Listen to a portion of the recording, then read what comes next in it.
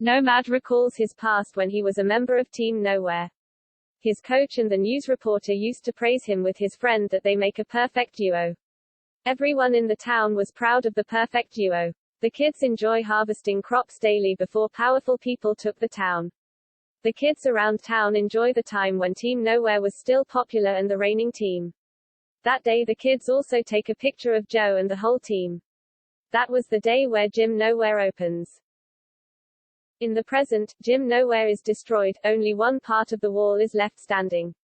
Chief step-ups and decided to fight to reclaim the ownership of their town. At Abu Hachi's shop, Nomad is taking stamps of a few documents. The guy who is helping him told him to stop worrying about what happened now. Nomad asks the guy to tell him what has happened, and he won't cause him any trouble. The guy reveals that floods washed everything away, but no one was injured or killed. Nomad noticed that the owner of the building is working with kids. He reminds him that he told him that he wouldn't work with kids. The owner replies the Nomad has abandoned the kids in the past. But he has no choice but to take them in so that they can earn a living. Nomad realizes that he has recently returned and no one was helping nor taking care of the kids. He heads out and talks with Oicho, who was not interested in talking with him. Oicho believes that Nomad is responsible for their state and the destruction of Gym Nowhere. Nomad asks Oicho about the other kids, and Oicho replies that they are fine, but they don't need his help.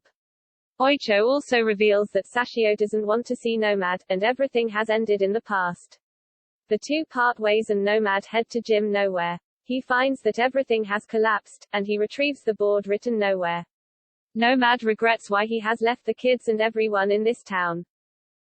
He wonders how he fixes everything and remembers the time when his team partner was hospitalized. That day the doctor reveals that his partner can take another surgery, but it's already spread to these lymph nodes. But they doubt that they will be able to remove it all. Nomad asks the door to tell him how they can proceed with his treatment.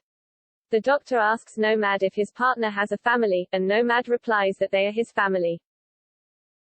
He reveals that they tried everything, but he is afraid that Mr. Nanbu's only got about 6 months left, and after that, he will pass away. But if they perform expensive surgery, Mr. Nanbu will live longer. The doctor reveals that Nanbu's wish was to spend the rest of his days peacefully with his family. Later Nomad gets inside the room where Mr. Nanbu is. Mr. Nanbu reminds Nomad that Yuri's precious student wanted a match with him, and he has forgotten his name. Sashio shouts that his name is Lu. That's the time before Nomad changes his name. Mr. Nanbu calls him Joe and told him that he got an offer. Joe's was speechless since he was thinking about getting Mr. Nanbu cured. Sashio comments that it is an exhibition match to try to get. Mr. Nanbu looks at Joe and realizes that the doctor has told him the truth. Sashio reveals that Joe will go to the ring after being away for more than a year. Mr. Nanbu tries to convince Nomad to accept the match even if it is not official.